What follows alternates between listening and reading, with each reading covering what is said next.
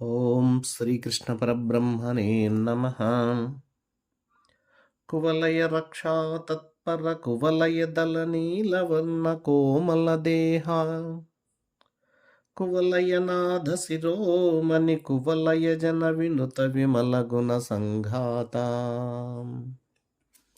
ఓం శ్రీ గురుభ్యో నమః. శ్రోతలకు ప్రేక్షకులకు నా హృదయపూర్వక నమస్సుమాంజలు.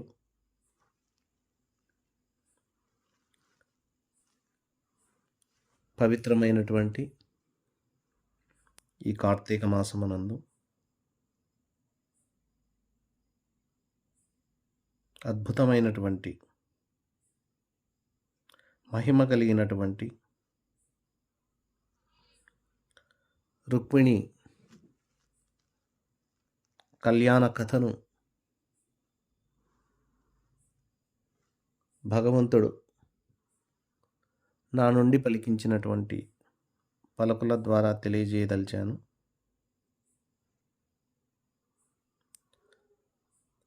ఇక కథలోకి ప్రవేశిస్తే,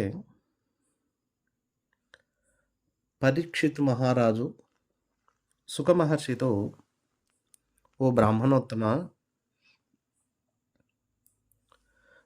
నాకు రుక్మిణీ కళ్యాణ కథ వినవలనని నా మనలో ఎంతో ఆరాటంగా ఉంది. దయచేసి కథను సవివరంగా వినిపించండి. ఈ కథ విన్నట్లయితే ఎన్నో జన్మల నుంచి చేసుకున్నటువంటి పాపాలన్నీ తొలగిపోతాయట. ఎందుకంటే అవి వాస్తవంగా శుభప్రదాలైన శబ్దాలని నేను విన్నాను అని పరీక్షిత్ మహారాజు అడుగగా, సుఖ మహర్షి రుక్మిణీ కళ్యాణ కథను ఈ విధంగా వివరిస్తున్నాడు. వినుము, విదర్భదేశమున వీరుడు కుండిన భర్త భీష్మకుండనునొక దొడ్డరాజు కలడు. ఆతనికేవురు పుత్రులు, అగ్రజుండనయుడు రుక్మిణాపరగు. అందరకున్ కడగొట్టు చెల్లెలై మనుజవరేణ్య పుట్టెనొక మానిని రుక్మిణి నా ప్రసిద్ధయై.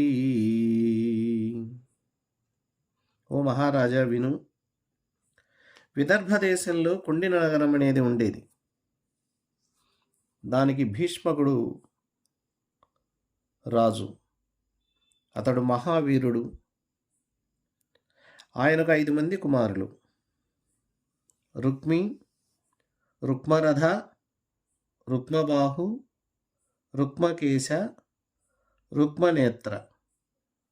ఈ 5గురిలో పెద్దవాడు రుక్మి. అతడు నీతి మాలినవాడు. వీరందరి తర్వాత కడగొట్టు చెల్లెలై ఒక కూతురు కలిగింది. ఆమెయే రుక్మిణీదేవి. నెల పొడిస్తే పడమటి దశ ఎలా ప్రకాశిస్తుందో అలాగా రుక్మిణీదేవి పుట్టి పెరుగుతుండగా భీష్మక మహారాజు మందిరం వైభవంగా వెలిగిపోతూ ఉంది. రుక్మిణి దినదిన ప్రవర్ధమానరావుతుంది. రుక్మిణికి పేర్లు పెట్టి పెన్నిళ్ళు చేసేటటువంటి ఆటలు, అలాగే తోడి బాలికలతో వియ్యాలు నెరిపే ఆటలు, పప్పు బియ్యాలు గిన్నెల్లో పోసి కమ్మగా వంటలు వండించి తన స్నేహితురాండ్రకు వైనంగా వడ్డన చేసేటటువంటి ఆటల మీద చాలా ఆసక్తితో ఆడుచున్నది.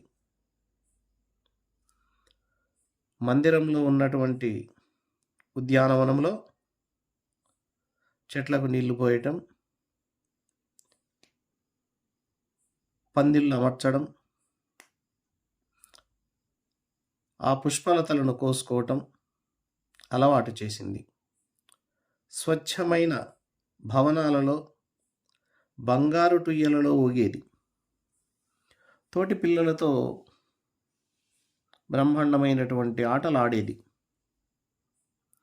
గోరు వంకలకు చిలుకలకు పలుకులు, నెమళ్ళ గుంపునకు నాట్యాలు, హంసలకు నడకలు నేర్పేది. దేవకీ సుతు కోర్కితి గెలువీడంగ వెలదికి మైతీగ వీడతొడగే కమలనాభుని చిత్త కమలంబు వికసింప కాంతి నింతికి ముఖ కమలమొప్పే మధు విరోధికిలోన మదనాగ్ని పొడసూప పొలతికి చనుదోయి పొడవు సూపే శౌరికి ధైర్యంబు సన్నమై డయ్యంగ జలజాక్షి మద్యంబు సన్నమయ్యే హరికి ప్రేమ బంధమధికంబుగా కేశబంధమధికమగుచు బాలకమరే పద్మనయను వలన ప్రమదంబు నిండార నెలత యవ్వనంబు నిండియుండే. దేవకీపుత్రునికి రుక్మిణిని పెళ్లాడాలి అనే కోరిక కొనలు సాగే విధంగా రుక్మిణీదేవికి తీగవల సన్ననైన శరీరం పెరుగుతూ వచ్చింది. గోవిందునకు హృదయ పద్మం విప్పారే విధంగా రుక్మిణికి వదన సరోజం కాంతితో కలకలలాడింది. మాధవునకు మనసులో ఒలపు రగులుకొనే విధంగా రుక్మిణి దేహం తయారయింది. శౌరికి ధైర్యం సన్నగిల్లు విధంగా రుక్మిణీదేవి నడుము సన్ననయింది. పద్మనాభునకు ప్రణయం ఎక్కువయ్యేటట్లుగా ఈమెకు తలకట్టు వృద్ధి పొందింది. నందనందనుడకు హృదయానందం నిండేటట్లు రుక్మిణీదేవి యవ్వనం ఎసలారింది. ఇలా రుక్మరథుడు, రుక్మబాహు, రుక్మకేశుడు, రుక్మనేత్రుడు అనే 5గురికి తోబుట్టు అయిన రుక్మిణీదేవి తన తండ్రి గారింటికి వస్తున్నటువంటి అతిథుల ద్వారా శ్రీకృష్ణుని రూపాన్ని, శ్రీకృష్ణుని బలాన్ని, శ్రీకృష్ణుని సద్గుణాలను విని తనకు అతడే తగిన మగడు అని మనసులో నిర్ణయించుకున్నది. కృష్ణుడు కూడా రుక్మిణి యొక్క రూపాన్ని, వివేకాన్ని, సత్ప్రవర్తనను, శుభలక్షణాలను, సద్గుణాలను గ్రహించాడు. చేసుకుంటే ఆమెనే పరిణయం చేసుకోవాలని నిశ్చయించుకున్నాడు. ఇలా వారు ఒకరినొకరు పెళ్లాడాలి అని తీర్మానించుకున్న సమయంలో భీష్మకుని చుట్టాలలో చాలామంది కృష్ణునకు రుక్మిణీదేవినిచ్చి పెళ్లి చేయాలని నిశ్చయులయ్యారు. అయితే రుక్మిణి పెద్దన్న రుక్మి మాత్రం దుష్టులతో స్నేహాన్ని చేసి శ్రీకృష్ణుడంటే వైరభావంతో ఉన్నాడు. అందుకే ఆ రుక్మి బంధువుల మాటను లెక్క చేయక తన చెల్లెలిని చేది దేశాధిపతి అయినటువంటి శిశుపాలనకిచ్చి పెళ్లి చేయాలని నిర్ణయించుకున్నాడు.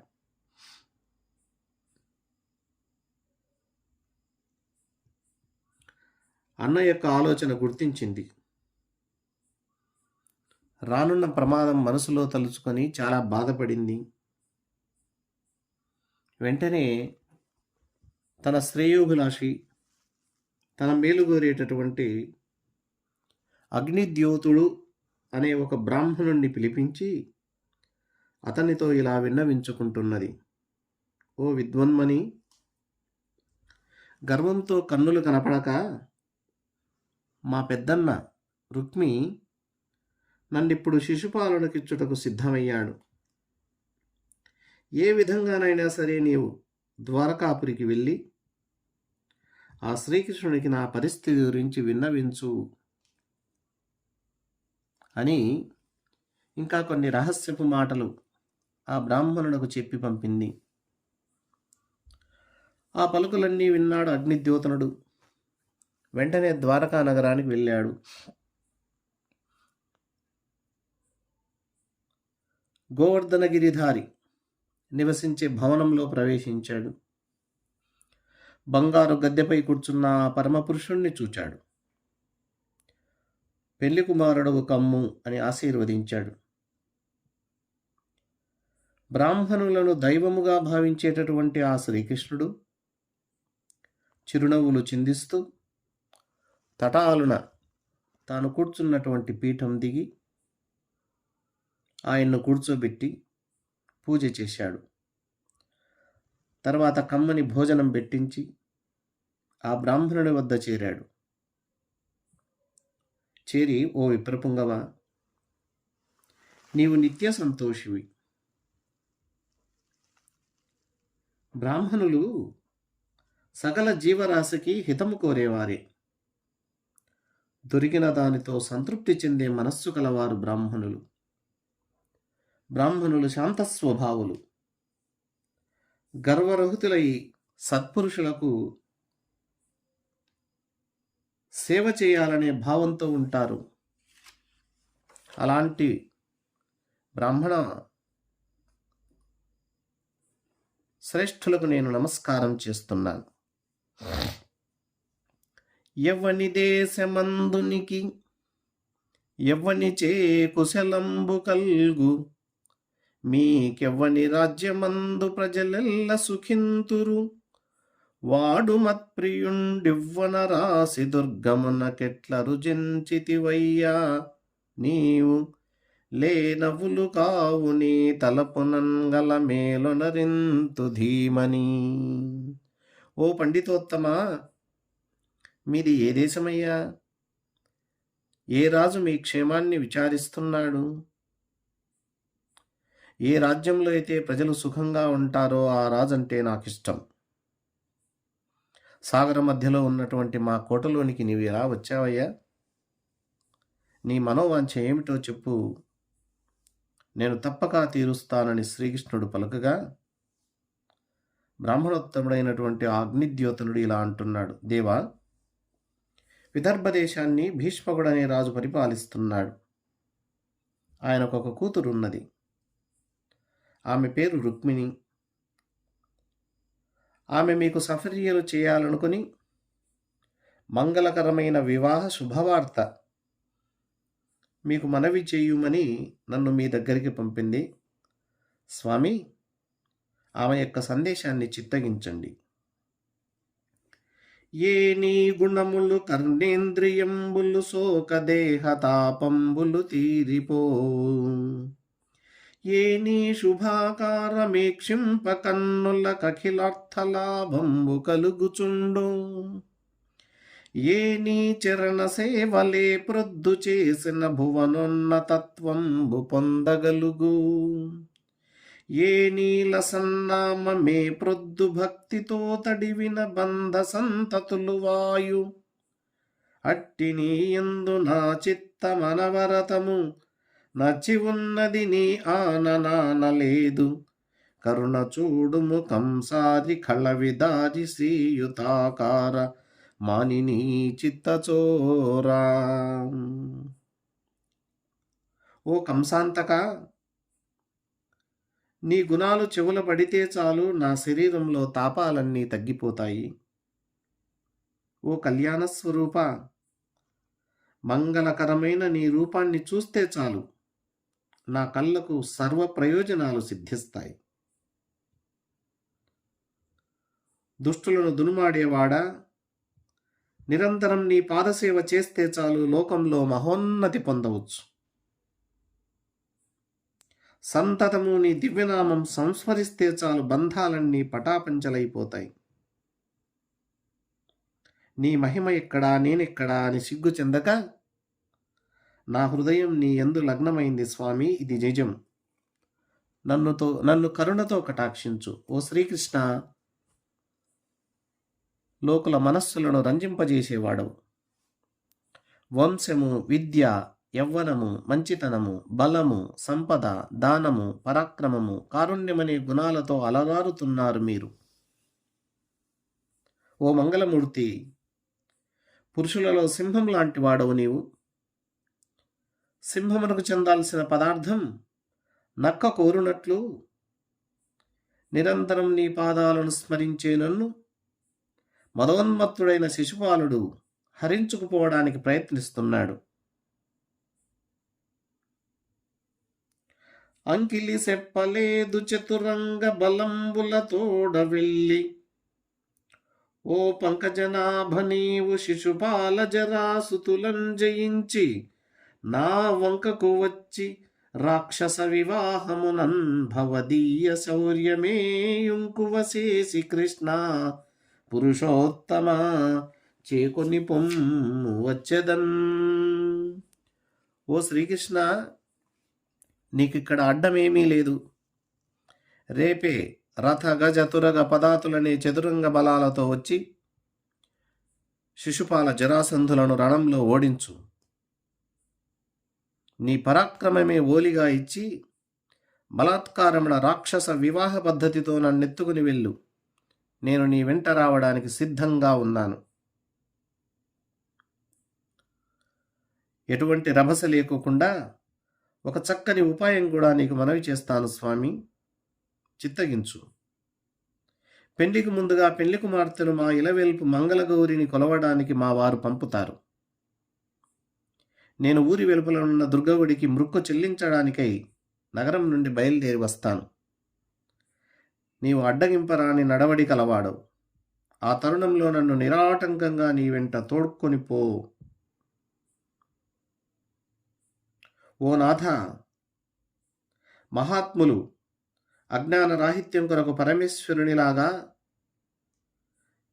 ఏ పరమపురుషుని పాదపద్మాలలో ప్రభవించిన గంగా జలాలలో ఓలలాడడానికి ఇష్టపడతారో అలాంటి నీ అనుగ్రహానికి నేను అర్హురాలను కాకపోతే బ్రహ్మచర్య వ్రతనిష్ట వహించి 100 జన్మలకైనా నీవే నా పతివి కావాలని నిన్నే ధ్యానిస్తూ నా ప్రాణాలు నీకే అర్పిస్తాను. ఇది నా మనోనిశ్చయం.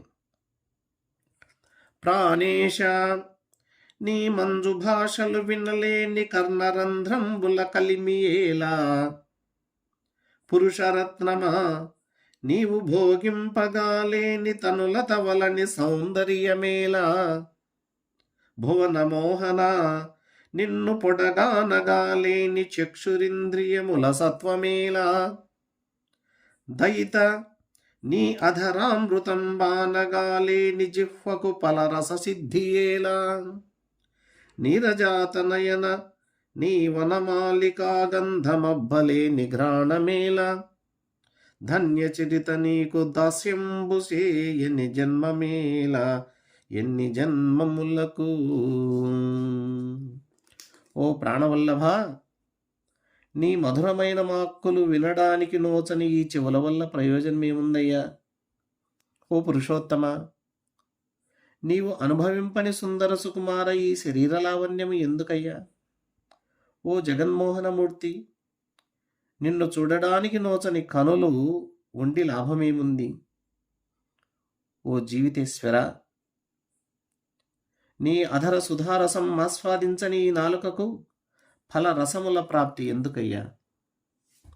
నీవు ధరించే వనమాలికా సౌరభం వాసన చూడలేని ఈ నాసిక ఏలా? నీ పాద పరిచర్యకు ఉపకరించని ఈ జన్మ ఎన్ని జన్మలెత్తినా ఏం లాభం అని ఈ విధంగా అగ్నిద్యోతనుడు రుక్మిణీదేవి పంపినటువంటి సందేశాన్ని ఆ శ్రీకృష్ణుడికి విజ్ఞప్తి చేసి, కర్తవ్యమేమో ఏలిన వారే ఆలోచించాలి అంటూ, కృష్ణ, నా గురువుల మీద ఒట్టు వేసి చెబుతున్నాను, నీకు రుక్మిణికి నీవు ఈడు జోడుగా ఉంటారు. మీకు వివాహం తప్పక జరుగుతుంది. ఆలస్యం ఇంకెందుకు? నీవు నీ వారితో కూడి ఆ వనజముఖిని కొని తేవటానికి వెంటనే బయలుదేరు. వైరి వర్గాన్ని నుగ్గు గావించు, లోకానికి మేలు చేకూర్చు అని పలుకుతున్నటువంటి ఆ భూసురుని వల్ల విదర్భ రాజకుమారి పంపిన వార్తను, ఆమె సందేశాన్ని ఆమె రూపాన్ని, ఆమె చక్కదనాన్ని ఆ శ్రీకృష్ణుడు సావధానంగా విన్నాడు. వెంటనే తన చేతితో అగ్నిద్యోతనుని చెయ్యి పట్టుకొని నవ్వుతూ ఇలా అంటున్నాడు: కన్నియ మీద నా తలపు గాఢము, కూరుకురాదు రేయి నాకెన్నడు, నా వివాహము సహింపక రుక్మి తలంచు కీడునే మున్నెయరుంగుదున్, పరుల మోకలడంచి కుమారి తెత్తు విద్వన్నుత, మానుద్రచ్చి నవవహ్ని శిఖన్ వడి తెచ్చు కైవడిన్. ఓ మహాత్మా, రుక్మిణి మీద నాకు కూడా గాఢమైనటువంటి కోరిక. కాబట్టి రేయి నేను ఎన్నడూ నిద్రించి ఎరుగను. రుక్మి మా పెళ్లికి ఓర్వలేక చెడ్డ తలంపుతో ఉన్నాడని నాకింతకు ముందే తెలుసు. చెక్కను మధించి అగ్నిజ్వాలను వెలికి తెచ్చిన విధంగా శత్రువర్గాన్ని నాశనం చేసి కన్యారత్నాన్ని నేను ఖచ్చితంగా గైకొంటాను. వచ్చెద విదర్భభూమికి చొచ్చెద భీష్మకుని పురము, సురుచిరలీలం తెచ్చెద బాలన్ వ్రేల్మిడి వ్రచ్చెద నడ్డంబురిపులు వచ్చిన పోరన్. నేను విదర్భ దేశానికి వస్తాను. సునాయాసంగా కుండిన నగరంలో ప్రవేశిస్తాను. చిటికెలో రుక్మిణిని తెస్తాను. విరోధులు నిరోధించారా, యుద్ధరంగంలో వారిని హతమారుస్తాను అని గోవిందుడు వచించి, వివాహ ముహూర్తము ఎప్పుడో అని అగ్నిద్యోతనుని అడిగాడు. తన ఆజ్ఞానుసారం సారథి అయిన దారకుడు శైబ్యం, సుగ్రీవం, మేఘపుష్పం, వలాహకం అనే 4 అశ్వాలను పుంచి సిద్ధపరిచినటువంటి రథాన్ని సిద్ధ సంకల్పుడైన శ్రీకృష్ణుడు అగ్నిద్యోతనునితో పాటు ఎక్కాడు. ఒకే రాత్రి పయనించి ఆనర్తక దేశాలు దాటి శ్రీకృష్ణుడు విదర్భకు విచ్చేశాడు.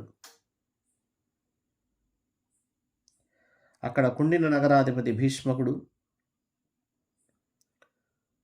కుమారుని మాటకు లోబడి తన బిడ్డను శిశుపాలునికి ఇవ్వడానికి ఒప్పుకొని శుభకార్య ప్రయత్నాలు చేస్తున్నాడు.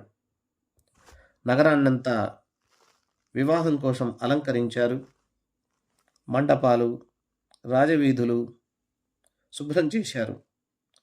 మంచి గంధం కలిపిన నీరంతటా చల్లారు. నానావిధ తోరణాలు కట్టించారు. అన్ని ఇండ్లను చక్కపరిచి కర్పూరముతో, కుంకుమతో ముగ్గులు పెట్టి అగరు ధూపాలు వేశారు. ఆడవారు, మగవారు రంగురంగుల వస్త్రాలతో, రకరకాల పూలదండలతో, కొత్తగా వస్త్రములతో, నగలతో, మైపూతలతో ఒప్పారు. అనేక మంగళ తూర్యాలను పరమ సంతోషంతో మ్రోగించారు. పట్టణమంతా మహావైభవంతో పరిఢవెళ్ళిపోతున్నది. భీష్మకుడు శాస్త్రానుసారంగా ముందుగా పితృదేవతలను పూజించాడు. బ్రాహ్మణులకు భోజనం పెట్టించి మంగళ ఆశీర్వాలు పఠింపజేశాడు. రుక్మిణికి తలంటు స్నానం చేయించి ఆమెను అలంకారం చేశారు. బ్రాహ్మణులు 4 వేదాల్లోని మంత్రాలతో స్వస్తి పుణ్యాహ వాచనములు చేసి నిరాటంకంగా పరిణయ మహోత్సవం పరిసమాప్తి చేయడానికి రక్షాకరణములు గావించారు. హోమం చేశారు. భీష్మకుడు నూతన దంపతులు బాగా ఉండాలని బ్రాహ్మణులకు నువ్వులు, గోవులు, వెండి, బంగారం వస్త్రాలు మొదలైన దానాలు చేశారు. ఆ సమయంలో విదర్భ రాజపుత్రిని చేయబట్టాలనే మదము చేత శిశుపాలుడు భటుల పటాలంతో, తేరుల బారుతో, భద్రజాతికి చెందిన కుంజర బృందంతో, వడివడిగా పరిగెత్తే గుర్రాలతో, బంధుమిత్ర సమేతంగా మహాటోపంతో కుండిన నగరానికి విచ్చేశాడు. శిశుపాలునకు సహాయంగా జరాసంధుడు, దంతవక్తుడు, సాల్వుడు, విదూరకుడు, పౌండ్రక వాసుదేవుడు మొదలైన వారు ఏనుగులతో, వీరభటులతో, అశ్వములతో, రథములతో, చతురంగ బలాలతో కదిలి వచ్చారు. ఇంకా దేశ విదేశాల నుంచి రాజులు పెక్కుమంది వచ్చారు. భీష్మకుడు శిశుపాలనకు ఎదురేగి పూజించి అతనికి ఒకచోట విడిది ఏర్పాటు చేశాడు. ఈ వార్తను విన్నాడు బలరాముడు. శ్రీకృష్ణుడు ఒక్కడే వెళ్ళాడు. శిశుపాలునికి సహాయంగా జరాసంధుడు మొదలగు రాజులు ఎందరో వచ్చారు కదా. కన్యకను తెచ్చేటప్పుడు ఖచ్చితంగా యుద్ధం జరుగుతుంది. కాబట్టి తమ్ముడు శ్రీకృష్ణుడికి సహాయం చేయాలి అంటూ బలరాముడు తమ్ముడు వెళ్ళినటువంటి మార్గంలో అసంఖ్యాకమైన సైన్యముతో వచ్చాడు. ఆ సమయంలో రుక్మిణీదేవి ఏకాంత మందిరంలో కూర్చొని ఇలా అనుకుంటూ ఉన్నది. లగ్నం బెల్లి వివాహమున్ గదిసే ఏలారాడు గోవిందుడు ద్విగ్నం బయడి మానసంబు వినెనో వృత్తాంతమున్ బ్రాహ్మణుండగ్నిద్యోతనుడేటికింతడసే నా యత్రంబు సిద్ధించునో భగ్నం వైచనునో విరించి కృతమిబ్బంగిన్ ప్రవర్తించునో. రుక్మిణీదేవి ఇలా అనుకుంటున్నది. ముహూర్తం రేపే, పెండ్లేమో దగ్గర పడుతున్నది. మరి ఇందీవరశ్యాముడు ఎందుకు రాడబ్బా? నా మనసు ఆందోళన చెందుతున్నది. ఆయనకు అసలు వార్త అందిందో లేదో. అసలు నేను పంపిన భూసురుడు ఎందుకు ఆలస్యం చేశాడు? నా ప్రయత్నం ఫలిస్తుందో ఫలించదో, దైవ నిర్ణయం ఎలా ఉందో ఏమో. ఘనుడా భూసురుడేగెనో నడుమ మార్గశ్రాంతుడై చిక్కెనో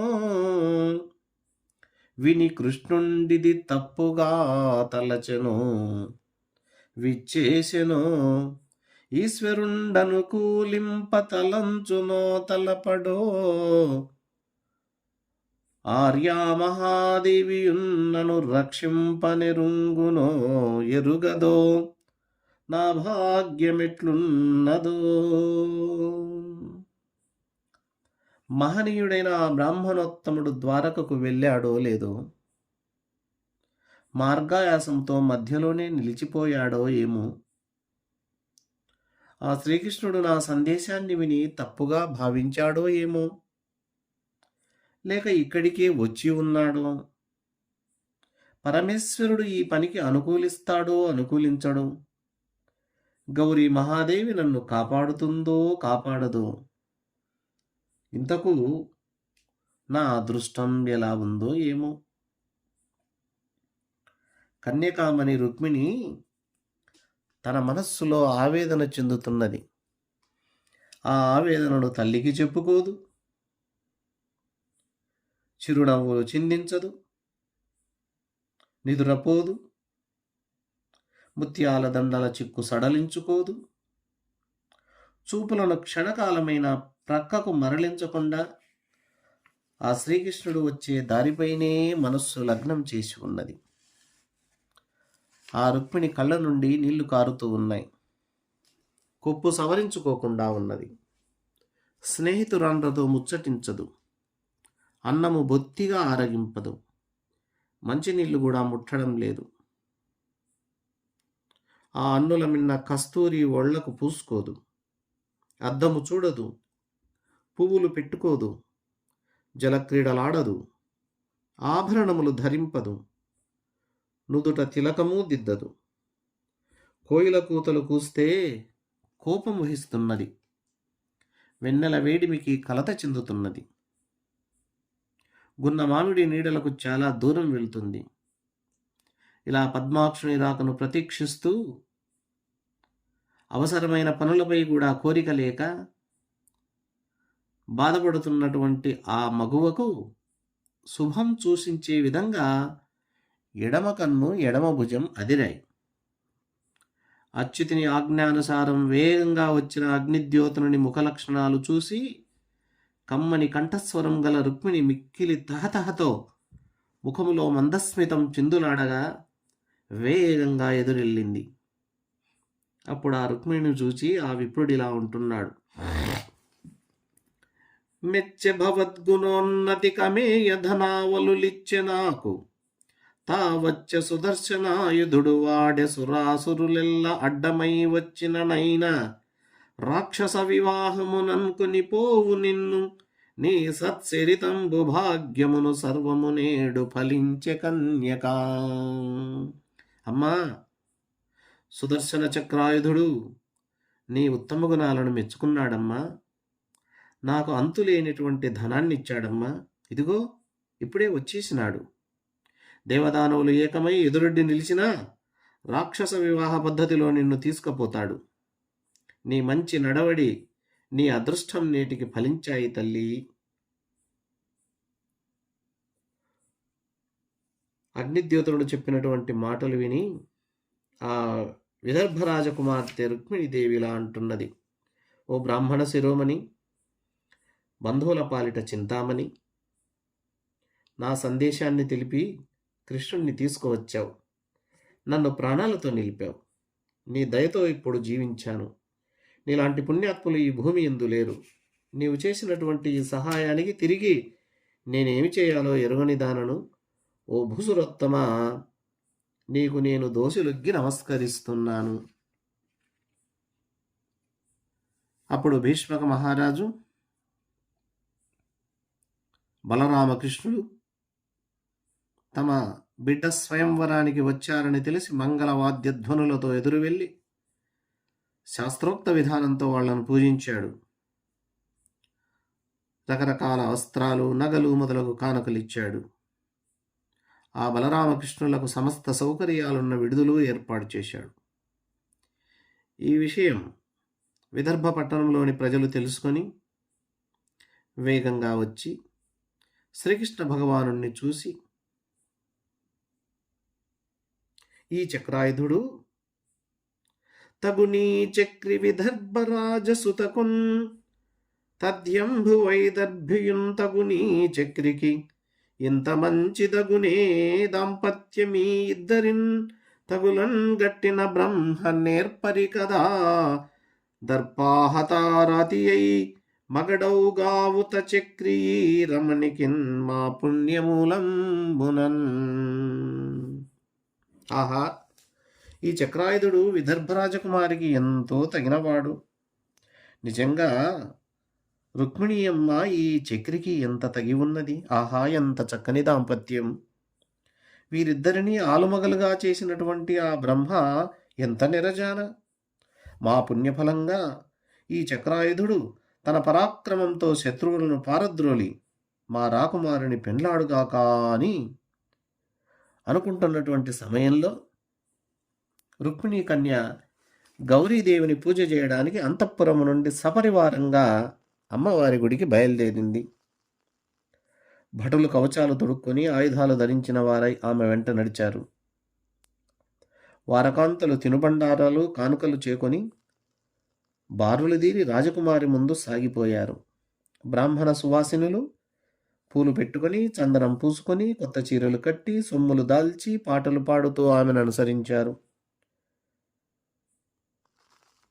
రకరకాల వాద్యాల మ్రోతలు గగనమంటాయి. చెలికత్తెలు, దాదులు, బాంధవ స్త్రీలు రుక్మిణి వెంట బయలుదేరారు. రుక్మిణి మాత్రం గోవిందుని పాదారవిందాలు హృదయంలో స్మరిస్తూ హంస గమనంతో అమ్మవారి ఆలయానికి వచ్చింది. కాళ్ళు చేతులు కడుక్కొని ఆచమనం చేసి పరిశుద్ధురాలై పరమేశ్వరి సన్నిధికి వెళ్ళింది. ముత్తైదువులైన బ్రాహ్మణ సదులు అమ్మవారికి అభిషేకం చేశారు. గంధ అక్షంతలు సమర్పించారు. వస్త్రాలతో, పూలదండలతో, ఆభరణాలతో అమ్మవారిని అలంకరించారు. ధూపదీపాలిచ్చారు. రకరకాల పిండి వంటలు నైవేద్యంగా పెట్టారు. కానుకలు అర్పించారు. దీపాలతో హారతులిత్తారు. ఆ తర్వాత రుక్మిణీదేవి దుర్గాదేవికి ఇలా మ్రొక్కుచున్నది. నమ్మితి నామనంబున సనాతనులైన ఉమామహేషులన్ మిమ్ము పురాణ దంపతుల మేలు భజింతు గదమ్మ మేటి పెద్దమ్మ దయాంబురాశివి గదమ్మ హరిన్ పతి చేయుమమ్మ నిన్నమ్మిన వారికెన్నడును నాశము లేదు గదమ్మ ఈశ్వరీ. అమ్మా ఈశ్వరి, గౌరీ, శాశ్వతులు ఆది దంపతులైన పార్వతీ పరమేశ్వరులను మదిలో నమ్ముకొని ఉన్నానమ్మా నేను. భక్తితో కొలుస్తున్నానమ్మా నేను. అమ్మలలో నీవు మేటివి, దయకు సముద్రము లాంటి దానవు. శ్రీకృష్ణుడిని నాకు భర్త గావించు తల్లి. నిన్ను నమ్ముకున్న వారికి ఎప్పటికీ నష్టమనేది లేదు కదా అని అమ్మవారిని వేడుకుంటూ ఆమెకు నమస్కరించి అక్కడున్నటువంటి బ్రాహ్మణుల భార్యలకు ఉప్పు, అప్పములు, తాంబూలాలు, మంగళసూత్రాలు, చెరుకుగడలిచ్చి పూజించింది. ఆ ముత్తైదువులు కూడా సంతోషంతో దీవెనలిచ్చి రుక్మిణీమాత తలపై అక్షంతలుంచారు. ఆ మంగళాక్షతలు ధరించి ఆమె అమ్మవారికి వందనం చేసి మౌనవ్రతంగా గుడి నుండి బయటికి వెళ్ళింది. అలా వస్తున్న రుక్మిణి మబ్బుల నడుమ నుండి వెలువడి ప్రకాశించే తొలకరి మెరుపులాగా ప్రకాశించుతూ ఉన్నది. క్షీరసాగర మదనంలో ఘుమఘుమధ్వనులతో నిండిన మహాసాగర మధ్యము నుంచి ప్రభవించిన రమారమణిలాగా విరాజిల్లింది. ఆమె అందమైన చిరునవ్వుల వెలుగులు దిక్కులలో లేత వెన్నెల సొబగును నెలకొన చేశాయి. అందమైన ఆమె కాలి అందలి రవలి చెవులకు విందు సేయగా ఆ సుందరి మాత్రం ముకుందుని రాకను ప్రతీక్షిస్తూ వీరమోహిని అయి కాలి నడకతో వస్తున్నది. అంతేకాదు, ఆ చెలువ చిరునవ్వుల వల్ల, సిగ్గుతో కూడిన చూపుల వల్ల అక్కడున్న రాజకుమారులకు మనసులన్నీ కదిలిపోయాయి. వారు ధైర్యం వదిలారు, గాంభీర్యం వదిలారు, గౌరవం మరిచారు, చేష్టలుడిగినారు, తెలివి మాలినారు, ఆయుధాలు జారవిడిచారు. లేడి చూపులు గల రుక్మిణి తన ఎడమ చేతి గోళ్లతో ముంగురులు ఎగదోసుకుంటూ, పైట సరిదిద్దుకుంటూ కడగంటి చూపులతో రాజసమూహం మీద ప్రసరింపజేసింది. అలా చూస్తూ కనియన్ రుక్మిణి చంద్రమండలముఖున్ కంఠీరవేంద్రావలగ్నున్ నవాంభోజదలాక్షున్ చారుతరవక్షున్ మేఘ సంకాశదేహున్ నగారాతి గజేంద్రహస్త నిబబాహున్ చక్రిన్ పీతాంబరున్ ఘనభూషాన్వితున్ కంబుకంఠున్ విజయోత్కంఠున్ జగన్మోహనున్. చంద్రబింబము వంటి ముఖం, సింహము లాంటి నడుము, కొత్త తామరల వంటి కన్నులు, రమణీయమైన వక్షస్థలం, నీలమేఘం లాంటి దేహం, ఐరావత గజతుండము లాంటి కరములు, పచ్చని పట్టు పుట్టములు, చక్రాయుధం కలవాడు, విజయమునందు ఆసక్తి కలిగినవాడు, జగములనంతా మోహింపజేసేవాడైన శ్రీకృష్ణుని రుక్మిణీదేవి చూసింది.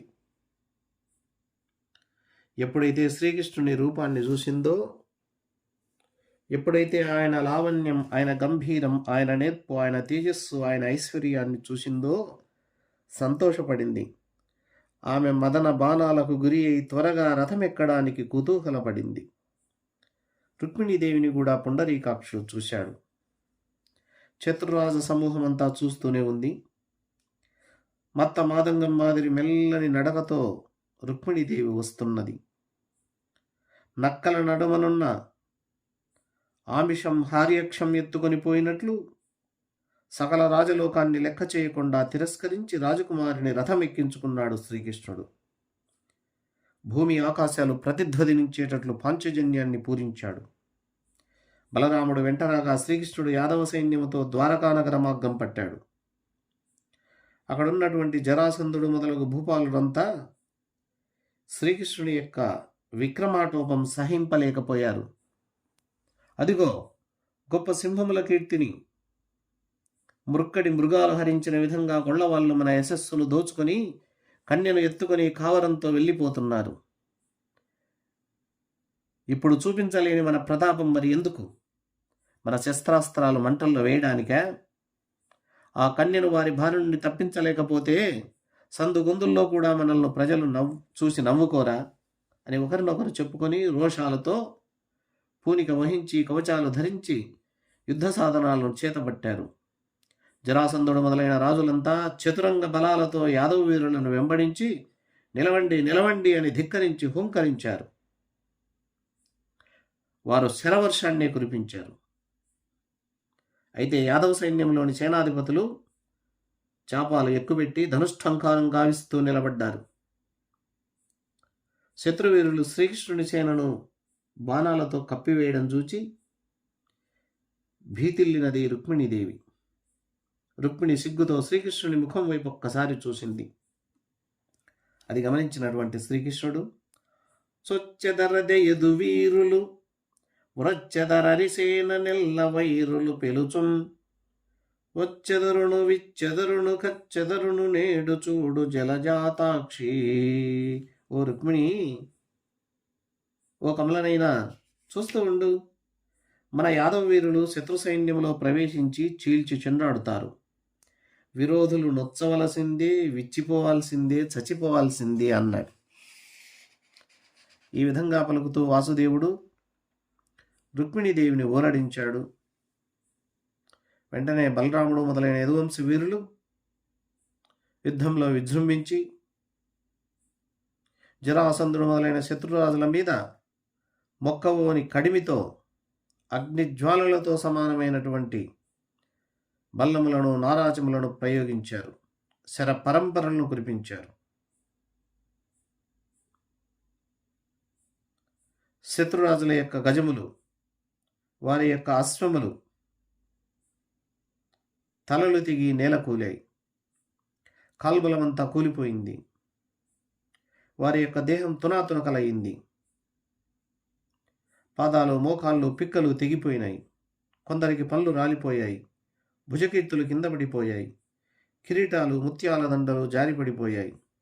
గదలు, బల్లెములు, గండ్రగొడ్డళ్ళు, అడ్డకత్తులు, ఈటలు, ఖడ్గాలు, శూలాలు విరిగి ముక్కలైపోయాయి. వారి రథానికి ఉన్న జెండాలు, గొడుగులు, వింజామరులు కూడా కూలిపోయాయి. రాజుల సమూహం అంతా చెల్లాచెదురైపోయింది. నెత్తురు టేరులు ప్రవహించాయి. భూతభేతాళాల కలకల ధ్వని కర్ణగోచరమైనది. నక్కలు, కాకులు, గ్రద్దలు, రాబందులు వీటి అరుపులు చెలరేగిపోయాయి. ఆ సమయంలో భయంతో వెనుదిరిగి పరిగెత్తుతూ జరాసంధుడు మొదలైన ప్రముఖులంతా ఒకచోట చేరారు. పెళ్ళాన్ని పోగొట్టుకున్న వాడి వలె ఏడుస్తూ, వేడి నిట్టూర్పులు విడుస్తూ, వాలిపోయిన ముఖంతో దుఃఖిస్తున్నటువంటి శిశుపాలుణ్ణి చూశారు. చూసి ఇలా ఓదారుస్తున్నారు. బ్రతుకవచ్చు నొడల ప్రాణంబులుండిన బ్రతుకు కలిగెనేని భార్య కలదు. బ్రతికి తీవు భార్య పట్టు దైవమెరుంగు ఒగవలదు చైద్య వలదు వలదు. నాయనా, బొందిలో ప్రాణాలుంటే ఎలాగైనా బ్రతకచ్చయ్యా. బ్రతికి ఉంటే భార్య దొరక్కపోదులే. పెన్లాం మాట దేవుడెరుగు. ముందు నీవు బ్రతకడమే మాకు 10,000. ఎందుకు ఇలా బాధపడతావు? అనవసరంగా ఇలా వాపోవద్దు. ఆ యాదవులకు కాలం కలిసి వచ్చింది. ఇప్పుడు వారు ఈనాడు గెలవగలిగారు. కాలం మనకు అనుకూలించినప్పుడు పగవారిని బండన భూమిలో చెండాడలేమా? ఈ మాత్రానికి ఎందుకు చింతించాలి? చింతించనవసరం లేదు అని శిశుపాలుని మనోవేదనను తొలగించి వారి దేశాలకు వెళ్ళిపోయారు. కానీ రుక్మిణి అన్నయ్యన రుక్మి కృష్ణుడు రాక్షస వివాహ విధానంతో తన చెల్లెల్ని ఎత్తుకుపోవడం ఓడ్చుకోలేకపోయాడు. సైన్యాన్ని సమీకరించుకున్నాడు. శ్రీకృష్ణుడి వెంబడించాడు. ఓ యాదవ, వెన్న దొంగ, ఆగు అని నిర్లక్ష్యంగా పలికి ధనుష్ఠంకారం చేశాడు. 3 వాడి బాణాలు ప్రయోగించి శ్రీకృష్ణుడిని సంకటపరిచి ఇలా అంటున్నాడు. మా సరి వాడవా మా పాప కొనిపోవనే పాటిగల వాడవేది వంశ. ఎందు జన్మించితి వెక్కడ పెరిగితి వెయ్యది నడవడి ఎవ్వడెరుంగు. మానహీనుడ నీవు మర్యాదలెరుగవు మాయగై కొన్ని కాని మలయరావు. నిజ రూపమున శత్రుని వహంబుపై పోవు వసుధేశుడవు కావు వావిలేదు. కొమ్మ నిమ్ము నీవు గుణరహితుండవు విడువవేని విలయ కాల సికి శిఖా సమాన సిత శిలీముఖముల గర్వమెల్ల కొందు కలహమందు. కృష్ణ, మా చెల్లెల్ని తీసుకువెళ్ళడానికి నీవు మాతో సమానుడవా? నీవెంత? నీ వంశమేది? ఎక్కడ పుట్టితివో, ఎక్కడ పెరిగితివో, నీ ప్రవర్తన వెట్టిదో ఎవరికి నీ తెలియదు. నీకు అభిమానం లేదు, మట్టు మర్యాదలు తెలియవు, వంచనం వహింపక ఎదుట పడవు. నీవు క్షత్రియుడవు కావు. మా చెల్లెలిని వదిలిపెట్టు. వదలకపోతే ప్రళయకాలంలోని అగ్నిజ్వాలలతో సమానమైన వాడి వాడి బాణాలతో కథన రంగంలో నీ గర్వము సర్వమూ హరిస్తాను అని రుక్మి పలుకుతుండగానే నల్లనయ్య నవ్వుతూ ఒక బాణం వేసి అతడి చాపాన్ని త్రుంచివేశాడు. 6 బాణాలతో వాడి దేహాన్ని తూట్లు చేశాడు. 8 అమ్ములతో వాని రథస్వాలను కూల్చివేశాడు. 2 సాయకాలతో అతని సారథిని చంపాడు. 3 వాడి నారసాలతో వాని టెక్కాన్ని ఖండించాడు. రుక్మి వేరొక ధనస్సును అందుకోగానే దాన్ని విరగ్గొట్టాడు. శ్రీకృష్ణుడు అతని కత్తిని కవచాన్ని పొడి పొడి చేశాడు. శ్రీకృష్ణుడు వరలో నుంచి ఖడ్గాన్ని దూసి ఝలిపిస్తూ వాడి శరీరాన్ని తెగనరకడానికి ముందుకు వస్తుండగా ప్రక్కనున్నటువంటి రుక్మిణీదేవి అడ్డం వచ్చి ప్రాణేశ్వరుని పాదపద్మాలు పట్టుకుని ఇలా అంటున్నది: నిన్ను నీశ్వరుదేవ దేవుని నిర్ణయింపంగలేక, ఓ సన్ను తామర కీర్తి శోభిత సర్వలోక శరణ్య, మా అన్న ఈతడు నేడు చేసే మహా అపరాధమునీయడన్, నన్ను మన్నన చేసి కావు మనాథనాథ దయానిధి. శాశ్వత కీర్తి చేత శోభిల్లే ఓ స్వామి, సకల భువనాలను రక్షించేవాడా ఈశ్వర, నీవు దేవదేవుడవని నిర్ణయించలేక మా అన్న అయిన ఈ రుక్మి మీ పట్ల చాలా అపచారం చేశాడు. దిక్కులేని వారికి దిక్కైన ఓ స్వామి, దయా నిలయుడా, నన్ను ఆదరించి మా అన్నను కాపాడు. మా అన్న దోసకారి కాదు అని నేనేం చెప్పటం లేదు.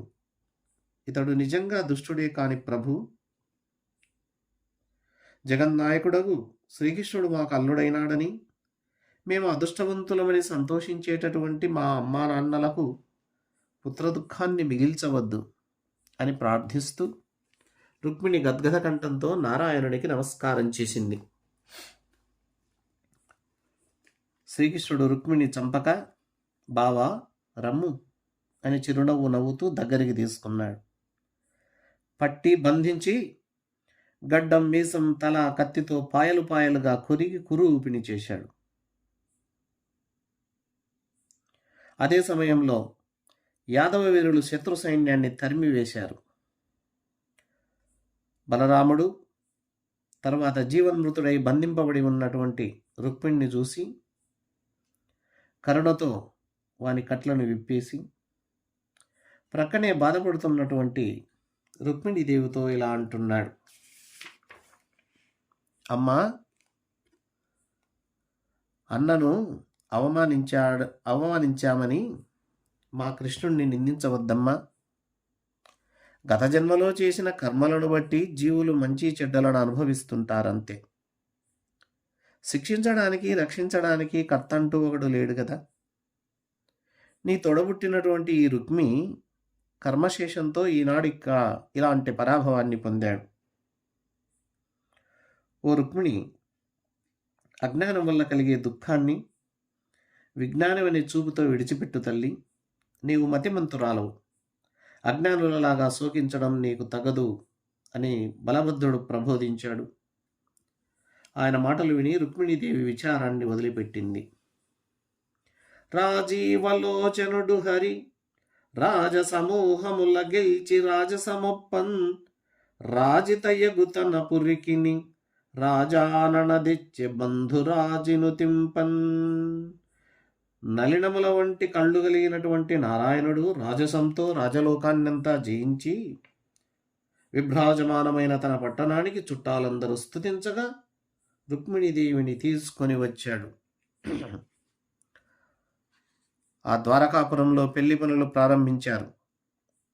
గాత్ర సంగీతాలు, వాద్యగానములు, నాట్యములు జరిగాయి. ఇంటింటా ఆడువారు మగవారందరూ అలంకారాలు చేసుకున్నారు. వివాహ మహోత్సవానికి ఆహ్వానాలు అందుకొని రాజులంతా వచ్చేశారు.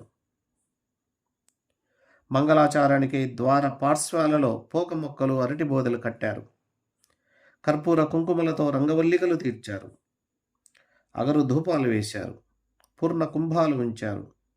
ఇంటి అరుగులను, తలుపులను, గడపలను అందంగా అలంకరించారు. వింత వింత పూలతో, రత్న తోరణాలతో, గాలికి రెపరెపలాడే జెండాలతో ద్వారకానగరం బ్రహ్మాండంగా ప్రకాశిస్తున్నది.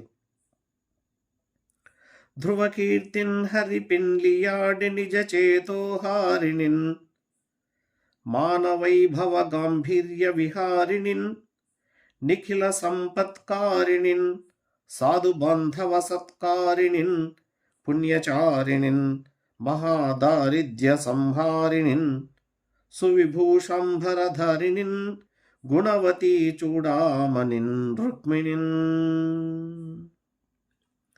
ఆ శుభ సమయంలో తన మనస్సును హరించునది, ఆత్మోన్నతి, గాంభీర్యమనే గుణాలతో ఒప్పేది, సకల సంపదలు కలిగించేది, చుట్టాలను ఆదరించేది, పుణ్య సంచారిణి, దారిద్ర్య పరిహారిణి, కళ్యాణ వేషభూషణధారిణి, రమణీ శిరోమైన రుక్మిణిని శ్రీకృష్ణమూర్తి పెళ్ళాడినాడు.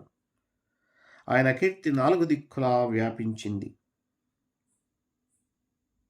శ్రీకృష్ణుడు ఈ విధంగా రుక్మిణీదేవిని తెచ్చి పెళ్లాడడం అనన్య సామాన్యమైన కార్యమని ఆయా దేశములందలి రాజులు, రాణులు ఆశ్చర్యం చెందారు.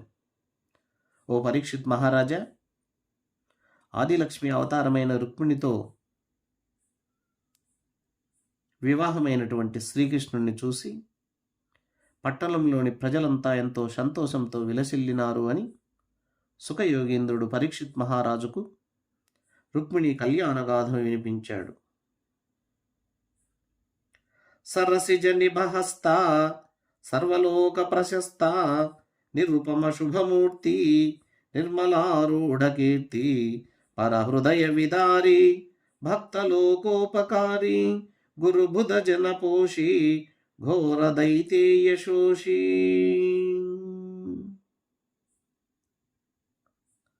అంబుజాలతో సమానమైన చేతులు కలిగినవాడు, సర్వలోకాలలో శ్రేష్ఠుడు, సాటిలేని మంగళస్వరూపుడు, స్వచ్ఛమైన కీర్తి కలిగినవాడు, శత్రువుల గుండెలను ఖండించువాడు, భక్త సమూహానికి మేలు చేయువాడు, పెద్దలను పండితులను పోషించేవాడు, భయంకరమైన రాక్షసుల యొక్క గర్వాన్ని అణిచేవాడైనటువంటి ఆ పరమాత్మ ఈ రుక్మిణి కళ్యాణ కథ విన్నటువంటి శ్రోతలకు, ప్రేక్షకులకు సకల శుభములు కలిగించాలని ప్రార్థిస్తూ సెలవు తీసుకుంటున్నాను.